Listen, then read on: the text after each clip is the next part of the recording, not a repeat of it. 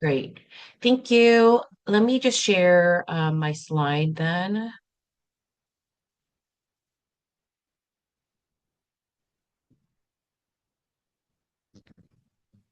You guys see that okay? Yeah. Okay. So today's presentation is about immersion, the application, just to give you guys a better sense of what it is so you're uh, prepared for your application. Some people may have already submitted their application, but this is just to answer any kind of open questions you guys have before the deadline. So, FYLPRO immersion, it's basically, for some of us alumni, a journey that connects the Filipino diaspora leaders to the Philippines, to each other, and to long-term community impact. A little bit of history of the organization. It was launched in 2012 by Ambassador Jose Quisha, who was the ambassador of the Philippines to Washington, D.C. He saw at the time across the country emerging leaders that were doing some really impactful work across the country and thought, how can we harness this and take it and bring it to the Philippines and be able to expand that to the Philippines. We were co-founded by the Department of Foreign Affairs, where the embassy is under, and Ayala Foundation International. And then in 2016, the organization became its own 501(c)(3) nonprofit. In 2022, we paused the program because of the pandemic. So batch 8, which is Lazelle's batch, was the longest lasting batch, and then my batch, batch 9, was the shortest one because we started in August. Um, then FYLPRO assumed its own fiscal ownership, meaning in the past, Ayala Foundation, along with its partners, had fully underwritten the program. And then in 2022, 2023, FYLPRO has become fully independent and has raised our own funds to underwrite the immersion, our flagship immersion program. In 2024, we introduced um, the provinces as part of our immersion program. We feel that's really important for the delegates to see other parts of the Philippines, but also to connect to the roots of their ancestors if they are from that particular province. And it's also culture sharing too. And then 2026, this year we expand to Canada. Thankful for our partnership and our friendship with Ambassador Jose Chen Gonzaga, the ambassador to Ottawa. We established an MOU with them earlier this year, and so we're happy to extend this to our fellow Filipino Canadians, as there are a million Filipinos in Canada. Why PhilPro exists? We we develop leaders in the diaspora and we incubate our legacy projects as part of your selection process. Those legacy projects has then been spun off to be their own nonprofits and do global impact. So for us, what does Filipro mean? Representation. We create visible pathways for Filipino leaders to be seen, heard, and resourced. Belonging.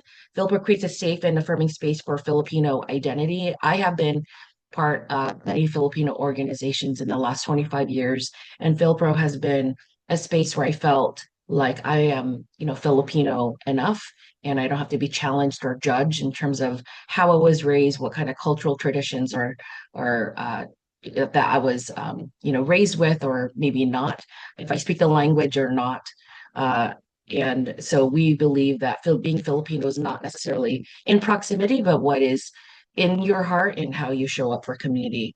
The connection we build between the diaspora and the leaders and Philippine institutions and local communities. The reason why I'm here in the Philippines right now is because I was able to represent PhilPro at the Commission of Filipinos overseas, where I met like-minded leaders representing all kinds of countries like UK and Australia, and that's to deepen the network of PhilPro that hopefully some of you guys will be able to avail. And then legacy, we encourage leaders to convert their accessibility and relationships into sustained impact through their legacy projects.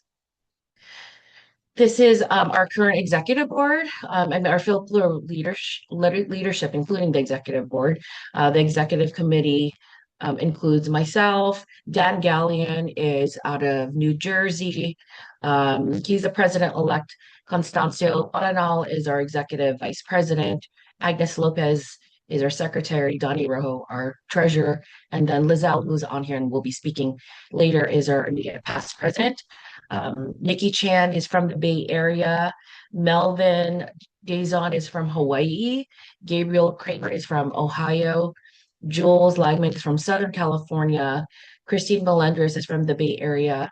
Jamil Nagdalon Ramos is from Philadelphia. Oh, no, I'm sorry, South New Jersey. And then Josh Ong Price is from Arkansas, but recently relocated to Florida. So as you can see, our leadership also spans the geographic diversity.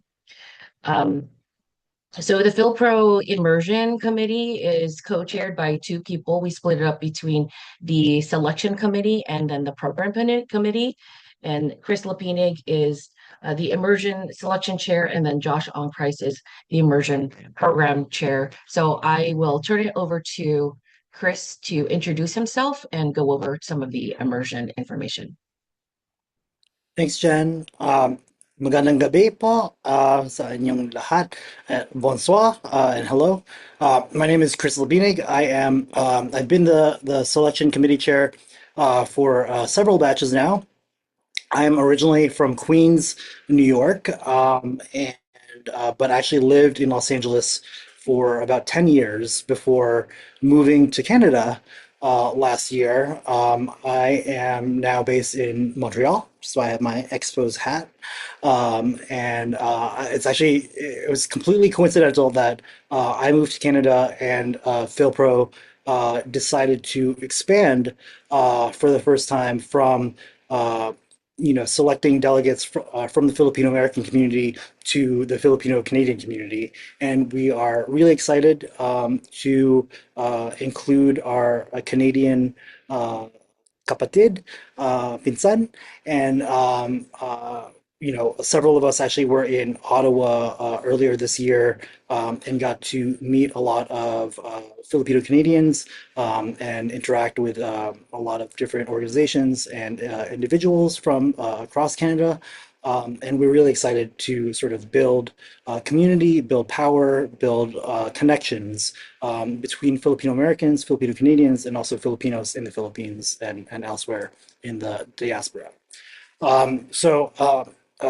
Well, just to wrap up my introduction, I am an attorney. I'm actually enrolled as a master's student here in Montreal at McGill. And yeah, I'm really loving Montreal. It's certainly different weather from Los Angeles, but it reminds me of New York in a lot of ways, actually. So, uh, to dive into the slides. Uh, the I guess what I should say is that the immersion trip is really it's kind of a whirlwind for every single batch in a good way. But it is jam-packed. It is really not a vacation by any means, but it is an opportunity for you and the rest of the delegation to get to know each other, and to get to know the Philippines and to get to know key people in different facets of Philippine society. And we structured the immersion program so that every day you are literally meeting with interesting and I hesitate to say important, but interesting people that can help you sort of continue to expand whatever work you've been doing so far in your community, and potentially, grow connections with partners in the Philippines, and moving forward. So yeah, you see here on this slide that the purpose and value of the immersion program is to connect with Philippine leaders across different sectors, to get a sense on the ground of the different challenges and opportunities that Filipinos face in the Philippines, and just and how it's connected to Filipinos in the diaspora, and then also just probably most importantly to build connections with your fellow delegates, and because really I so just speaking for myself, I actually was born and raised in Queens, but after college, I lived in Manila for about a year on a U.S. government scholarship called the Fulbright. And so I was based in Quezon City. And then in 2016, I was batch five, did FYLPRO. So I probably, I was probably, well, actually, several Fulbrighters have done FYLPRO as well. But that's all to sort of say that, like, uh, the it wasn't for me. It wasn't necessarily about going back to the Philippines because I had actually lived there, but it was about meeting other Filipino Americans, and then since then, meeting people from other batches, other alumni, and it really has become a wonderful community. Um, and as Jen sort of mentioned, the leadership and the people active in FilPro are Filipinos all over the United States and now Canada. And it's been just an amazing community to be a part of. So yeah, now moving on to the pillars of the immersion experience. And so you will have access, as I mentioned, to leaders in different sectors. And we also try to, as part of immersion, ground you in Philippine culture, so that you can deepen your understanding of Filipino identity, history, and the different regions of the Philippines. We actually recently, I think it was Jen's batch, I think, where we started to. Uh, uh, uh, Originally, the immersion program was only based in Metro Manila, but we now have tried to incorporate 2 or 3 days in the province, in another part of the Philippines.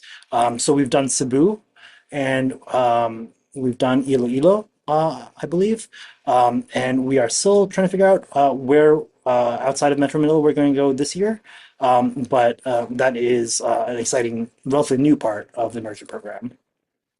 And you do interact with people in government, in business, but also we do have a community day, and really want to make sure that you're not just interacting with people in certain segments of Philippine society, but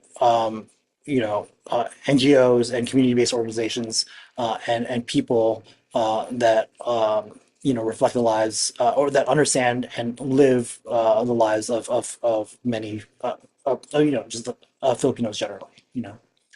And then the last part is legacy activation.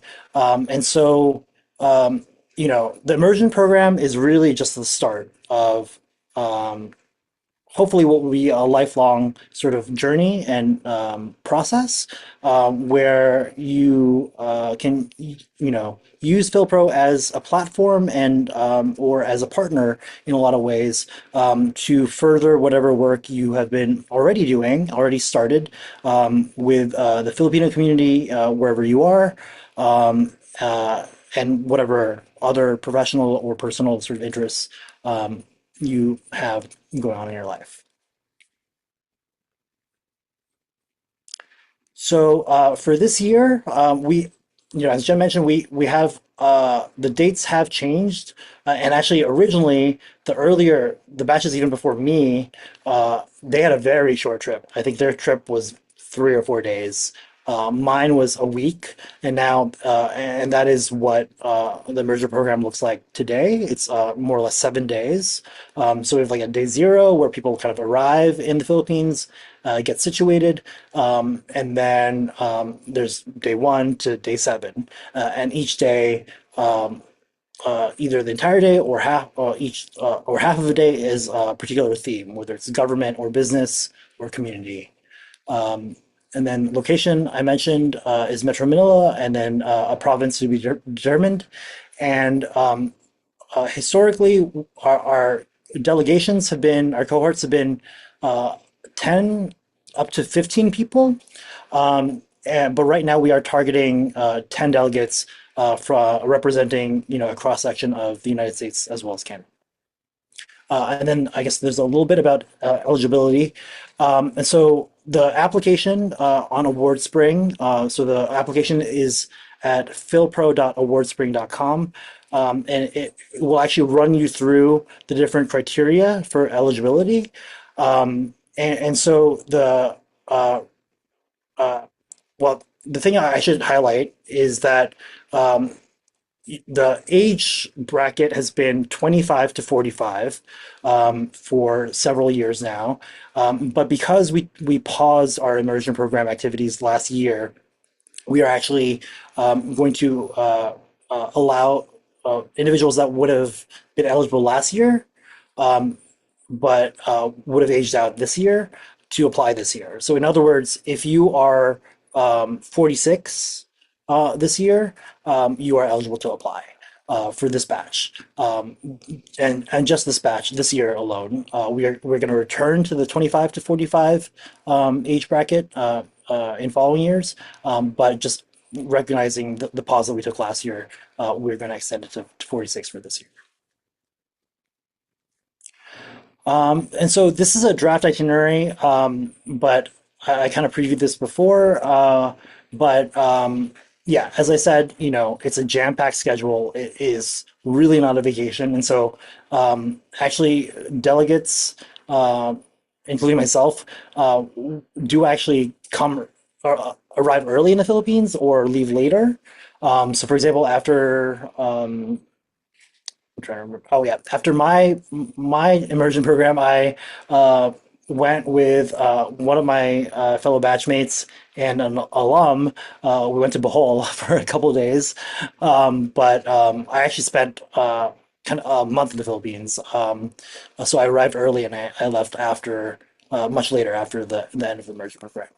But that said, the actual itinerary is the actual program is 7 days, or about a week essentially.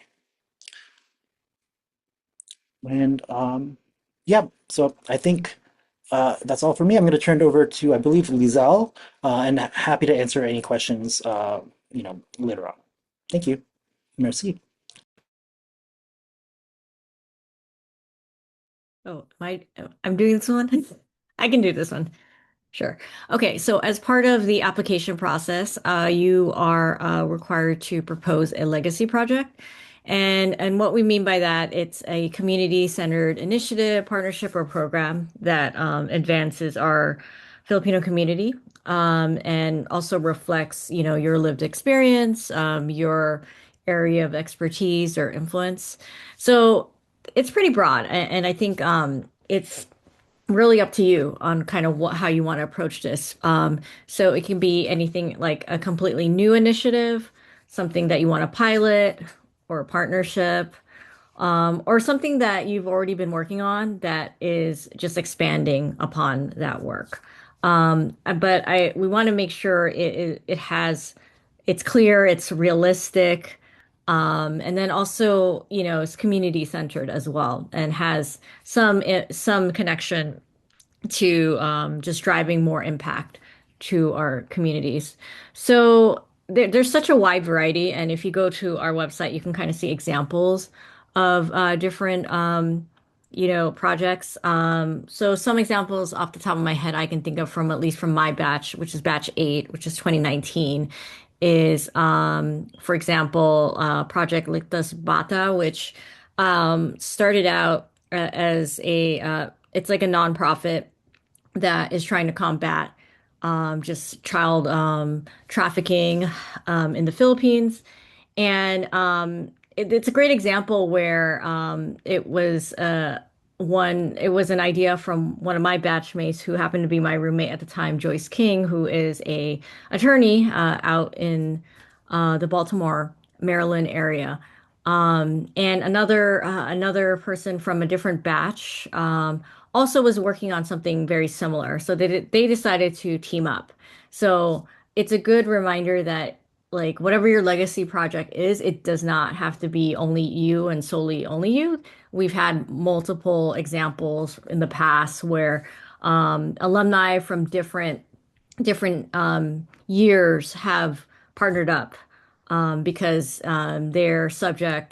their areas of inquiry were very similar and just continue to build upon that. So I would put it out there as one of the options. But again, it ranges from something very creative to something that is like an event or something that's ongoing, like basically standing up a new nonprofit.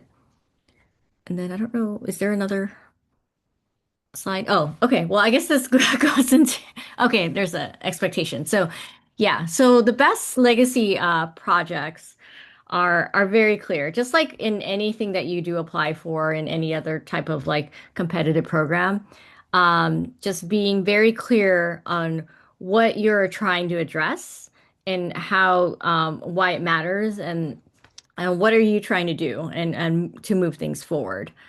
And then, immersion, if you get selected for the immersion program, it is 100% and a fantastic opportunity to continue to build upon whatever you proposed, right? Because you're there, and oftentimes for a lot of these projects, they're multi-country, or there are times that some of these projects are only in North America.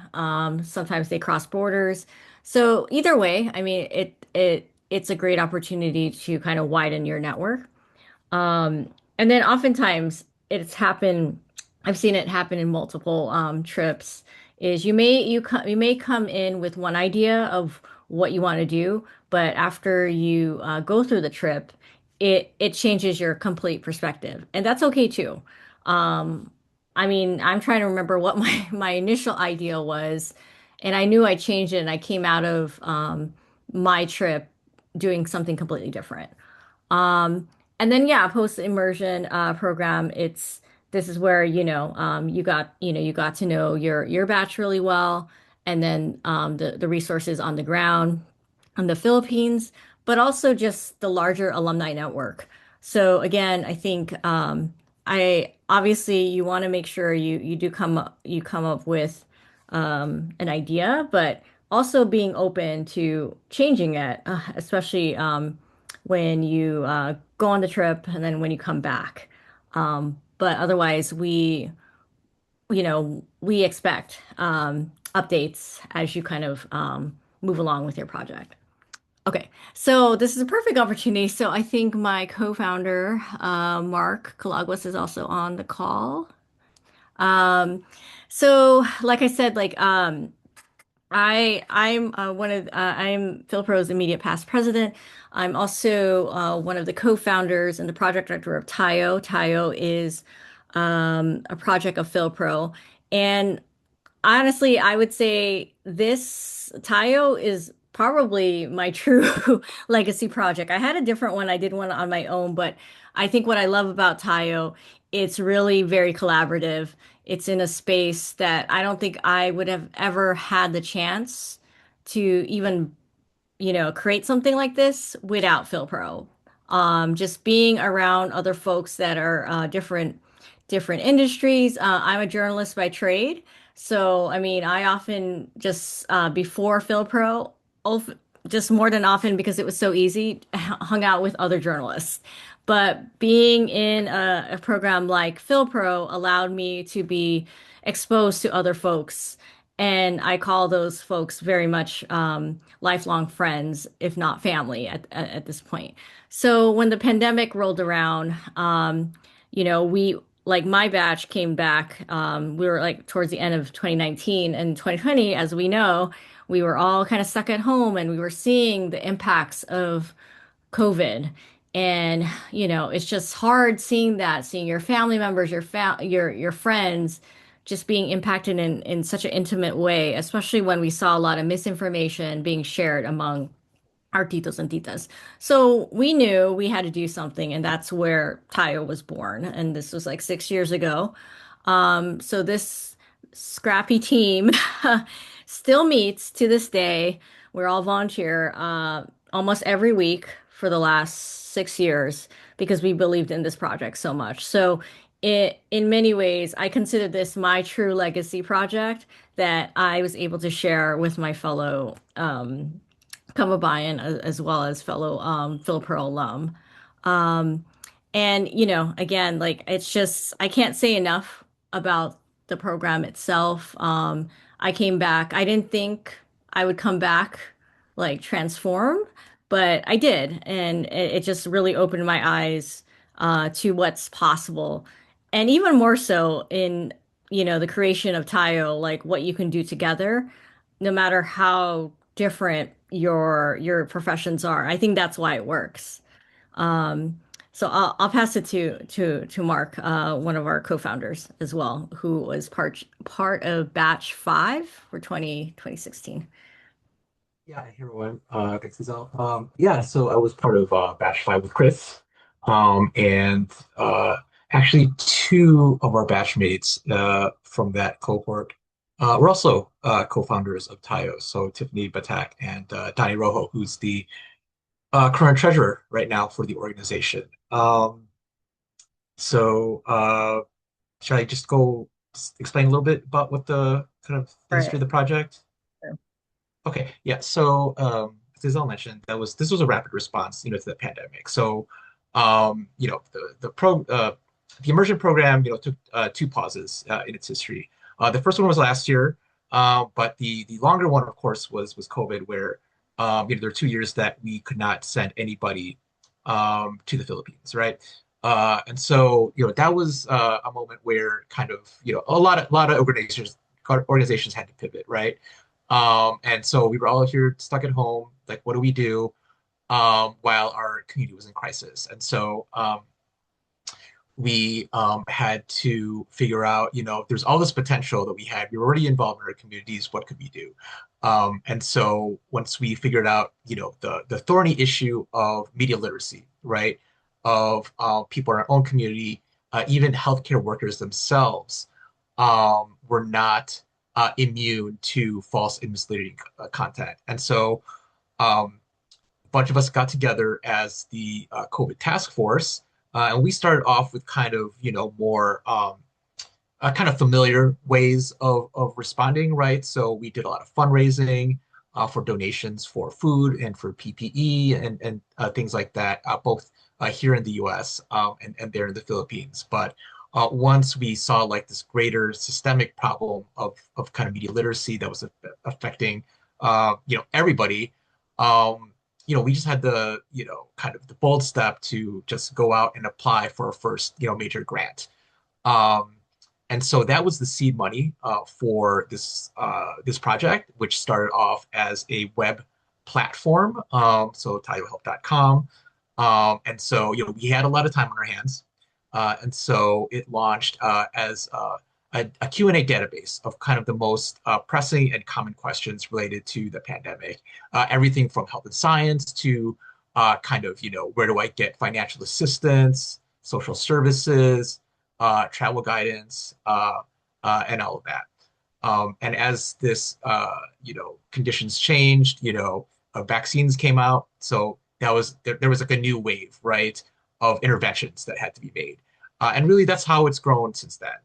It's been really amazing because we have kind of expanded beyond just the public health realm into really giving our community the tools to really hone their critical thinking skills and to be able to navigate this really chaotic information environment that we're at. That's even just getting turbocharged now with generative AI, and so the work doesn't end. And that's why we're still meeting 6 years later. I'll say, as somebody there from the ground floor, what this project and by extension FYLPRO as a whole gave back to me was that it developed even after I got back, right, from the project. Supposedly, right, that's the signature program, right? It's very competitive, and I was fortunate enough to get in and had this wonderful experience. Really, it's when you return and get connected to the alumni base, which now is, I mean, we're way over 100 now. We're somewhere in between that and 200. Everybody, from all different sectors, all different disciplines, And really, that was the secret sauce for the success of this particular project because, um, we're talking about media literacy, that takes an interdisciplinary approach, right? So we were easily able to deploy and act fast and reach out to local networks. So when we started doing in-person, events as well, like vaccination clinics and things like that, we were able to like marshal those resources. And of course, we were trying to kind of build this plane. What is it? Build a plane while flying it. It really was thanks to the dozens and dozens of not just alumni, but then the kind of networks of those alumni, right? So the doctors, the elected officials, the social workers, the creatives, right? And really, I got so many leadership kind of opportunities that even in my day job I wasn't be able to have. And so speaking to you now, as my background is in the law, just like Chris, specifically in data privacy and like litigation technology. But because of my participation in this particular project, I mean, I just got thrown in the deep end, public health, you know, computer science, right? So we've published and we presented at journalism conferences, public health conferences, tech and human rights. It really kind of just the opportunities for enrichment that continue to come my way because of just signing up for this one committee that was only supposed to be temporary. I mean, that's the magic. That's the magic of FYLPRO. So um, I can definitely talk a lot more about this project because it's grown so much in so many different directions. Um, but yeah, to give you just one example of what can happen when you bring together, people from different kind of walks of life in different parts of the community to tackle one problem, that's really emblematic of the FYLPRO story. Thanks, Mark and Lizelle. Is my connection still weird? Or can you guys hear me okay? Better now. Okay. Um, the reason why we put a lot of emphasis on the legacy project and this info session is because that's I think the power of the our flagship program is the byproduct of the immersion program. So the trip itself is also profound. It's a profound experience and it really has um, positive experience, but also reflections in terms of your Filipino American or Filipino Canadian story and journey of your ancestors from the Philippines to your now home country, but also the lifelong friendships and thought partnerships that you build throughout, whether that's in your batch or within the alumni network, where you see joint alumni projects or joint alumni kind of initiatives, whether it's FYLPRO related or outside of that. And so it's a good demonstration of the power of the network of FYLPRO beyond just the Alumni Association. So I want to go ahead and transition over to our alumni experience testimonial. And joining us is my batchmate, Constancio Paranal from batch 9. He's from Hawaii. He's also in the Philippines. And I was able to see him the other day. He joined us at the Commission of Filipino Overseas. He could speak to his experience as an alumni through immersion, but also the connections after immersion. Constancia, Yeah, you want to yeah, introduce thank yourself? you. Yeah, thank you, Jen. And I hope my connection's okay. Good morning or good evening, to folks in the US. Like what Jen said, I'm currently in the Philippines and I'm actually in front of Ayala Museum, which reminds me that that was the first place that we went to for our immersion program. So really nice to be here. But so yeah, aloha everyone. My name is Constancio. I'll keep my camera off just because I think it would help with the bandwidth. I trust that my audio connection's okay.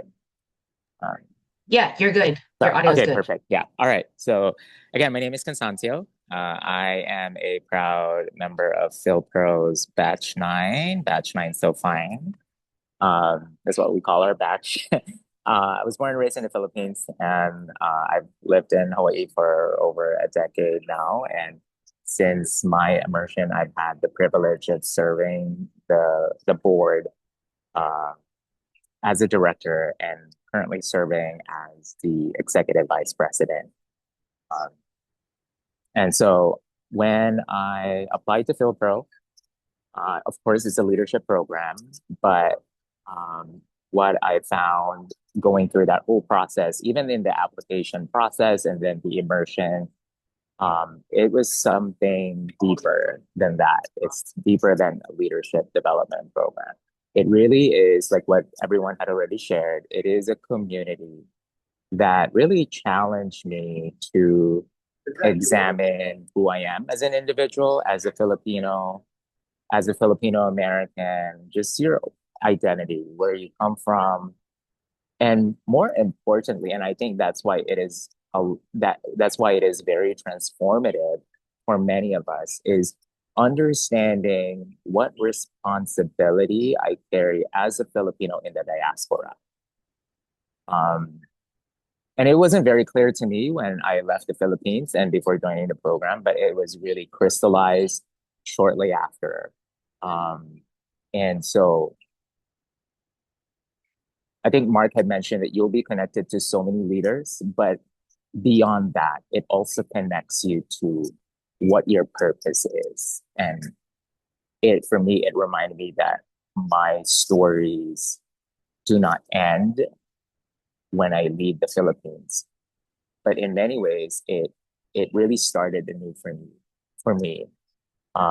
If you look at FYLPRO's website, it talks about being a bridge. It talks about connection, right? And I think that is who you become as a FYLPRO delegate, is you become steward of those opportunities that many of our ancestors have sacrificed for us to have.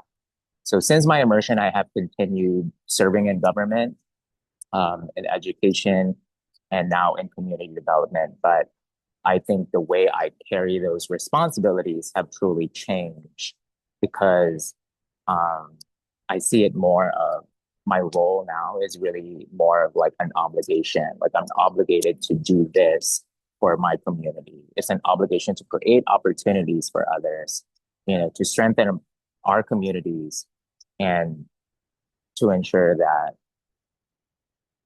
the next generation inherits something that is far better than what we have right now, especially in Hawaii, just because there is a large population of Filipino Americans, and Filipino Americans are still seen as, you know, second class citizens in that place. And so I know many of you are considering applying, and we're very happy that you are in tonight's info session. I would say that, the group here who's part of the committee, we've talked about, we evaluate all of the submissions, and it goes through a lot of screening and deliberation.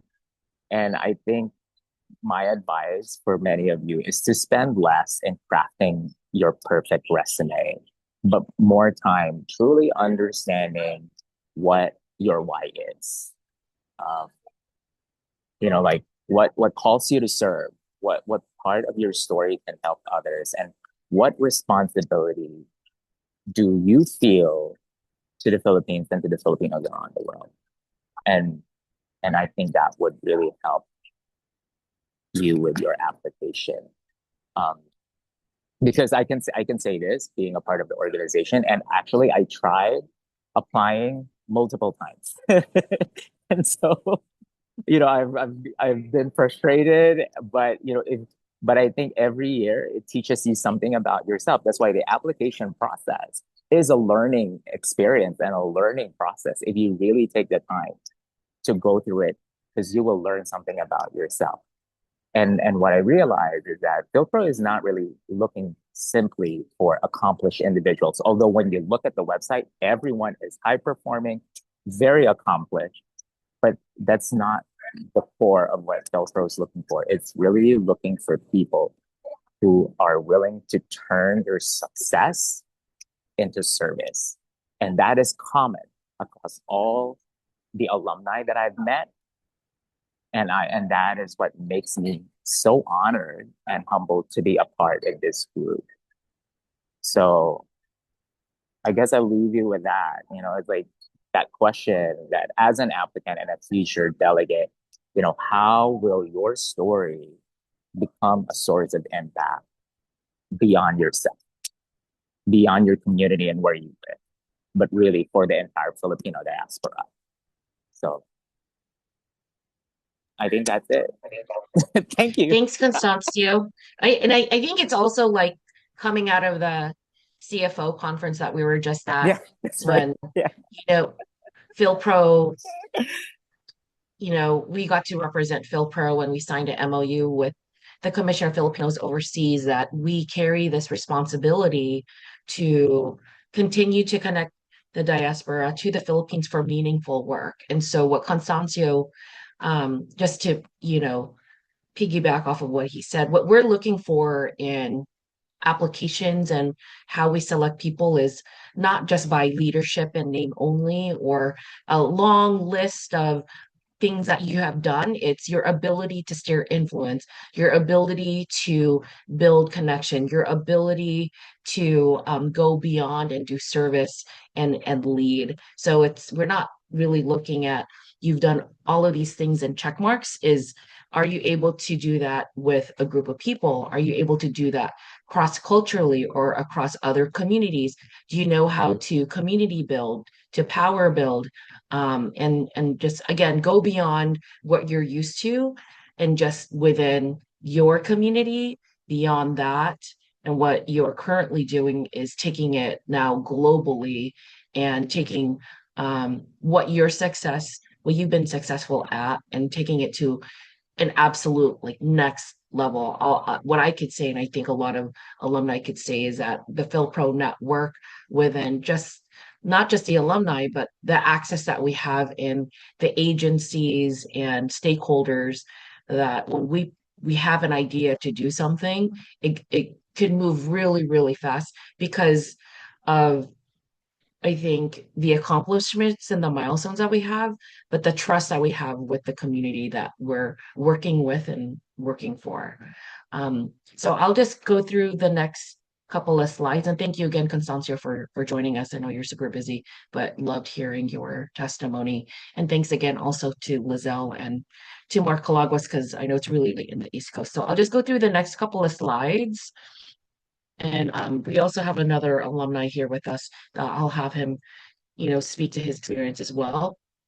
So after immersion, the transition to alumni. So there's an official transition to being an alumni. What does that mean? It means being part of a committee with the board as a part of leadership as we uh, build our pipeline of leadership and sustainability of the organization. I'm so proud to see what we have accomplished as an organization. And we are an all volunteer organization, so none of us get paid, right? So this is a network of high performing people who have full-time jobs, wear many different hats in the community, and still are able to deliver for FilPro because of how much we care about the organization. There's mentorship opportunities as well. Legacy project updates continue to, check in with the board and the alumni engagement organization. We aim that you're able to execute your legacy project within 3 years of you finishing your immersion program. So that's one of the things that we look at too. Is your legacy project realistic? Is it unique and able to complete within 3 years of your immersion program? You're encouraged to, again, do mentorship, be part of the selection committee. Our selection committee is about 25% of our alumni. So that's a good reflection of how engaged the alumni is. Out of the 120 plus, I think I think the last time was 25 alumni were part of the selection process. Encouraged to be part of the program and fundraising, and again that narrative building and sharing about your experience. And yet we become the lifelong platform of service, visibility, and connection. So you don't necessarily just graduate out of immersion and you're done because of that trip. That's actually the beginning of the journey of FYLPRO. Some of the partnerships that we have in mentorship programs is the U.S. Asian Institute Impact Program. That is a partnership with the U.S. Asia Institute um, and also the Philippine Embassy to Washington, D.C. We serve as an official partner and mentor network. So I think since 2021, we've been their mentors, on average 8 mentees that are assigned to different government agencies in Washington, D.C., on top of FYLPRO serving as their mentor. So it's a one-on-one mentorship. We meet on a cadence that's mutually beneficial to the mentee and the mentor. And I'm happy to share. I know that the alumni have heard me say this a lot, but if you guys are familiar with the current Miss Philippines that's representing Miss Universe right now, Bea Milian Wendorsky of La Union, she's actually an alumni of the U.S. Asian Impact, born in Wisconsin, half Filipina, and is my mentee. And we had discussions about Filipino identity and not being Filipino enough, and challenging ourselves to build that confidence so that way you feel that you're Filipino enough and that you could represent your community. And that encouraged her to move to the Philippines and is now representing the Philippines in Miss Universe. Phil Excellence is another organization around leadership development and professional development. PhilDev is a nonprofit founded by the Bonatow family. If you guys are into tech, I know we have some people from the Bay Area, but Dado Bonatow is godfather to Silicon Valley. So they have Bonatow scholars and PhilDev. So we basically this is a brand new partnership, and we'll be partnering on programming around innovation, entrepreneurship, and college to career transitioning as well. We also have alumni events and networking. Friday was Philippine Independence Day, and alumni across the country and in the United States participated in some of the flag raisings and the community events with the consulates and the embassies. We have regional gatherings. We have roadshows that happen every year across the country where we reconnect with alumni, but also with the community. Filipino American History Month convenings, civic engagement events. Sometimes if there's a festival in the area, we'll bring like a delegation, a cohort of alumni. Again, mentorships sessions, and then cross-section introductions through alumni network. Sometimes we have alumni that are part of a network that'll do promoting like a book or an organization or a TED Talk. And so we'll reach out to the alumni to support that and do some cross networking as well. And then we have high level stakeholders, partner briefings and courtesy calls with the Philippine Embassy and other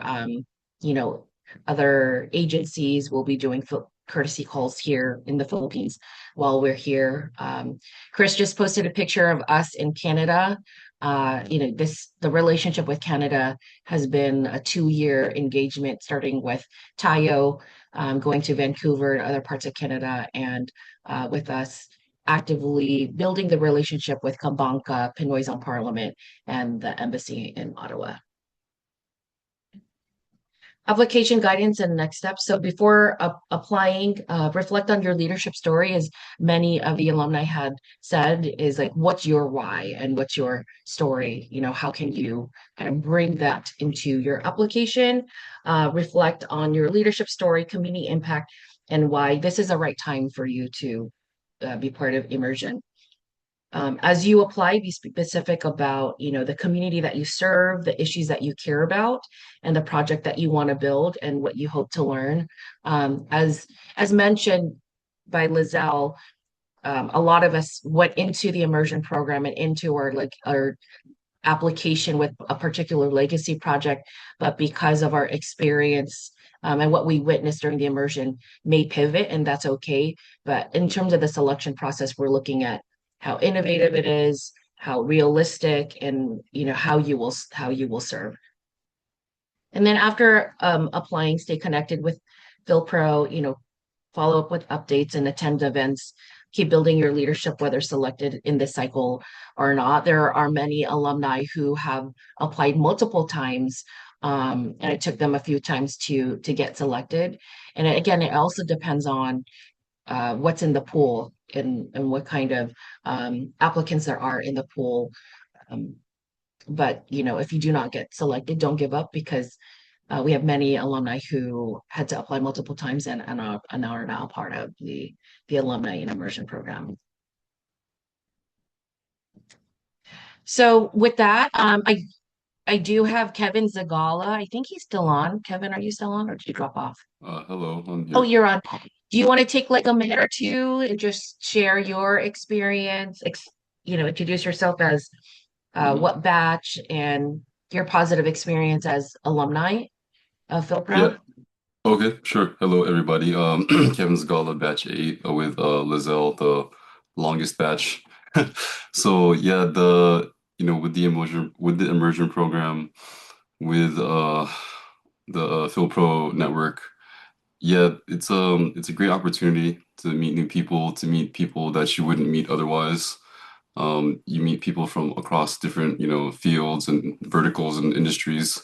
So that's also nice. And yeah, like I think Genevieve said earlier, you have the opportunity to make pretty high level connections with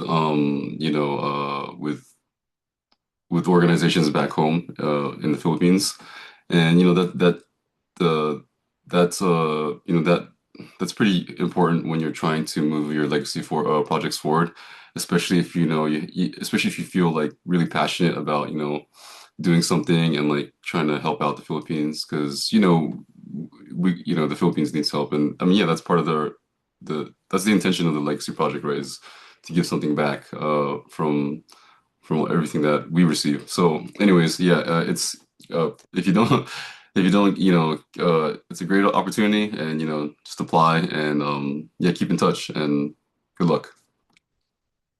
Yeah, thanks. Thanks, Kevin. Um, Kevin is an alumni for a previous batch, but with these, I think, local meetups. So we're on a WhatsApp for different regions, and we're always pinging each other, inviting each other. And because of that, Kevin has been coming out to more and more events and kind of reconnect and re-engage with some of the alumni in the Bay Area. So we're all constantly like pinging alumni with events that are coming up and things that they might be interested. So we have a few couple of questions. One big question about references. So in the past, we have asked applicants to upload letters of recommendation as part of their application. This year, we're trying something new. When you go into your application, we ask for the contact information of your recommender, two recommenders, and then Chris and the immersion team will email and contact your recommenders with a recommender survey. So they will not be, I think there might be, Chris, is there an opportunity for them to upload a letter, but it's required for them to complete a No. survey to talk about their experience working with you, what they know about you in terms of your of leadership, how you work with as a team, just to demonstrate your ability um, as a leader. So I'll let Chris add on to any. Yeah, no, as I was saying in the chat, we are transitioning as many organizations are to a questionnaire instead of just a open-ended call for letters of recommendation. And so we do have basically a jot form. So we will send a link to what the two references that you indicate in your application, and they will fill out that questionnaire about you essentially. And I don't think we actually have a part where they can upload any additional letters because we do want to standardize. I think the idea is to to standardize all of the recommendations essentially and keep it to the questionnaire format. Great, thanks. And there was also a question about when will your references receive that.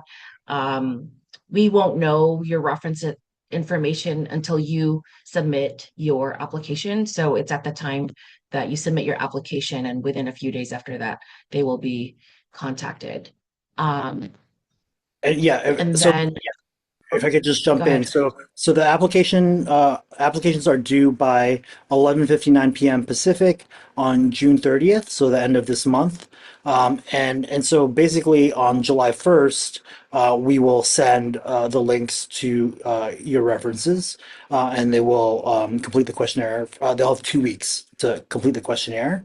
And so I'm also seeing in the chat, will there be an interview portion? Yes, that is how. I guess I didn't mention that earlier, but we do the selection committee reviews the applications, and we have a rubric and score and sort of convene and decide on a subset of applicants that we will then interview. And so there will be an interview process, and that is built into our timeline. There'll be a couple of days in which we will reach out to the individuals that we will invite for interviews and then schedule those interviews. The interviews are usually a panel interview of, it's really not super intense or anything like that. It's really just two maybe three alum, and they have a set list of a couple questions that they ask each applicant, and it's about 30 minutes. And we usually get a lot of good participation from a lot of alumni, and so every applicant will kind of have a different set of alumni that they'll be talking to, which is also an opportunity to sort of make connections and meet new people.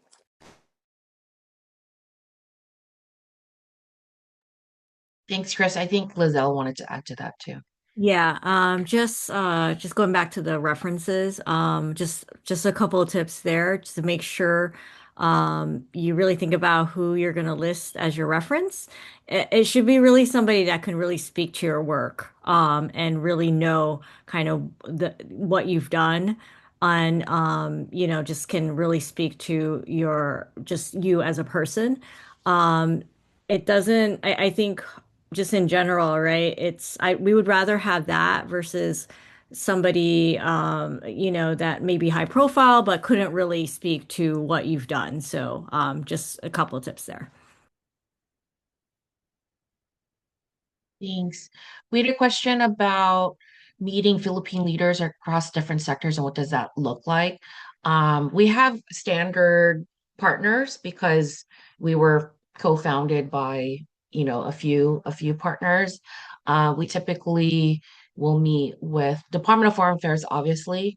They will curate like a government day, depending on the availability of the government. The reason why we're having the immersion so late this year is because the Philippines is hosting ASEAN.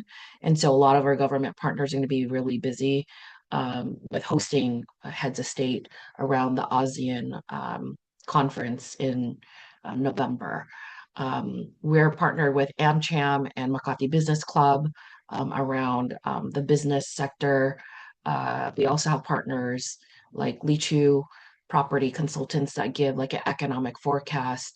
And then the rest of the partners and meetings really is we try to tailor it to who the delegates are to reflect their industry and their interests. So I would say, we have some standardized programming, and then the rest we try to, as much as possible, tailor it to the delegates so that way they get a kind of like a personalized experience through their immersion. So I hope that answers your question, Eduardo. There's a question about multiple legacy project idea topics in the application, and at one point, is the participant asked to pick one based on which may be more feasible or relevant, or is it up to the delegate if selected after going through the program? in my experience, because I think I had a few ideas as well, you're going to be asked if you move on to the next phase from the into the interview phase, you'll be asked about your legacy project. So it's up to you in terms of how you want to posture yourself to be the best candidate through the legacy project you think will best represent your work and the interest and impact you want. Okay, if any part of the trip is subsidized as part of the immersion program. So um the trip is underwritten by FYLPRO. So we're actively fundraising. So basically, the international fare from a major hub in either Canada or the United States. And then once you land, so land transportation, hotel, major meals until the end of your immersion program. So anything that is related to the formal program is covered by FYLPRO and its partners. If you live in an area that is not within a major airport, if it's like SFO, New York, or Vancouver, then if you are selected, then you have to pay out of pocket to get to that major hub.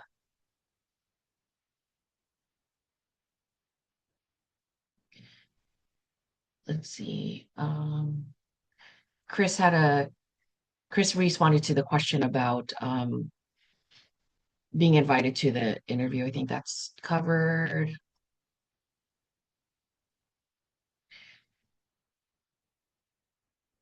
Okay. Any other questions? I think we covered most of the questions.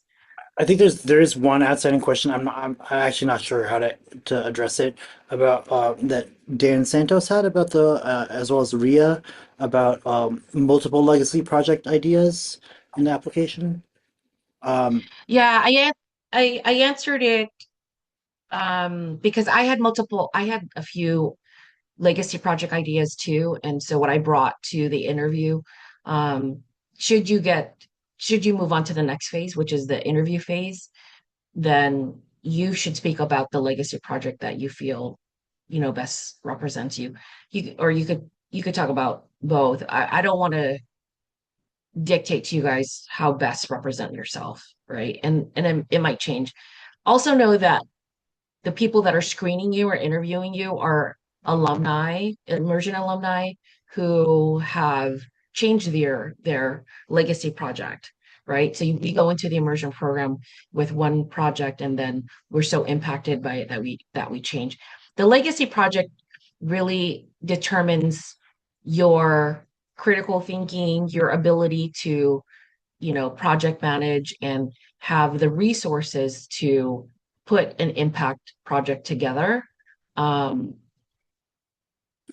Yeah, so it doesn't necessarily, right? It's yeah. basically a reflection of how your ability to do an impact project. Yeah. So, yeah, if I could just add, you're not signing a contract that you are committing to do exactly this project on this timeline, but showing that you can plan that way is not a bad thing for when we review applications.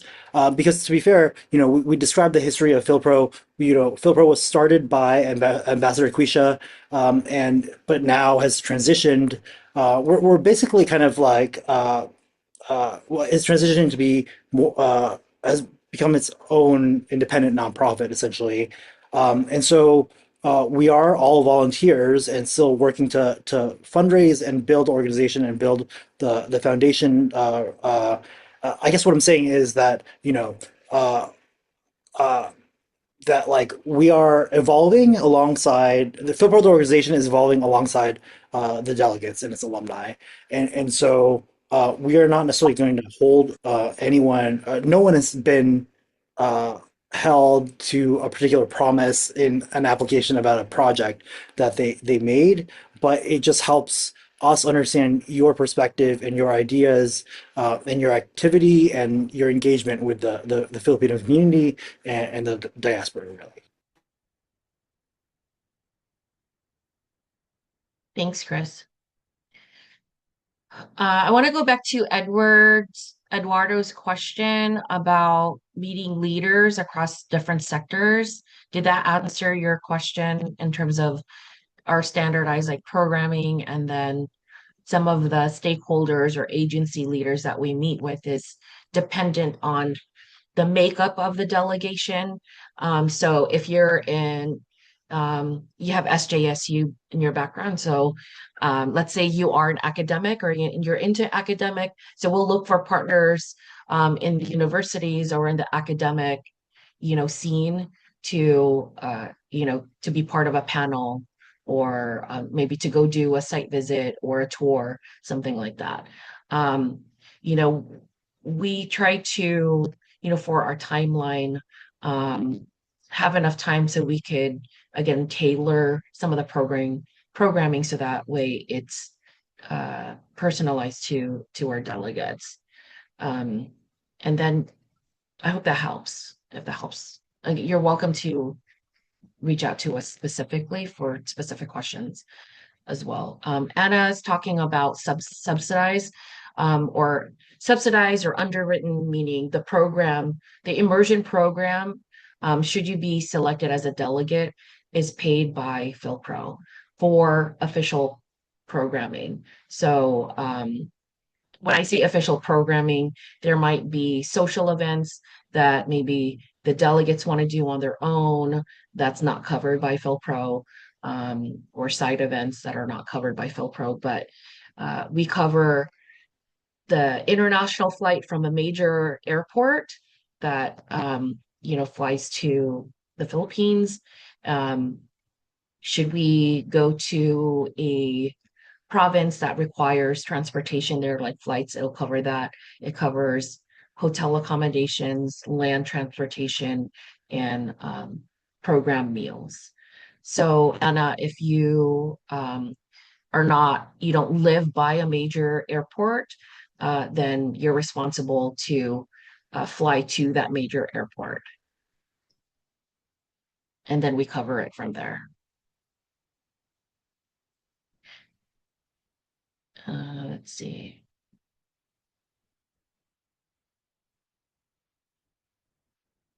Okay. Any other questions? These are really good questions. I hope this was helpful for you guys, and so happy to see so many of you guys on here. I know it's late for many of you. We're recording this. We're having another one next week with different alumni and different legacy project testimonials.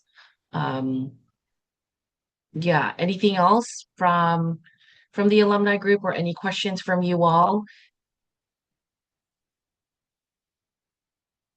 Great. Feel free to email us at immersion2026@philcro.org for any other questions. We wish you guys luck in your application process. You guys still have a bit of time, but please don't wait last minute. And we're super duper excited to see what kind of applications come through. Thank you. Have a good night, everyone, or have a good day. One last Bye. question, Thanks, if that's everyone. okay. Ingat. Go ahead, Chris. Or does someone have one last question? I just had one last question. Hi, guys. Sorry to hold everyone Yeah. back. Really quick. That's okay. What would be the applicant pool in general in the different cohorts? Is this like 100 applicants coming in, 1,000? It honestly varies. It varies every year, so Yeah. I really can't tell you. Gotcha. Okay, no worries. Sorry to hold up. Thank you for answering the question. Oh, it's a good question. Thank Yeah. you, everybody. Thank you. Yes, bye-bye. Bye-bye.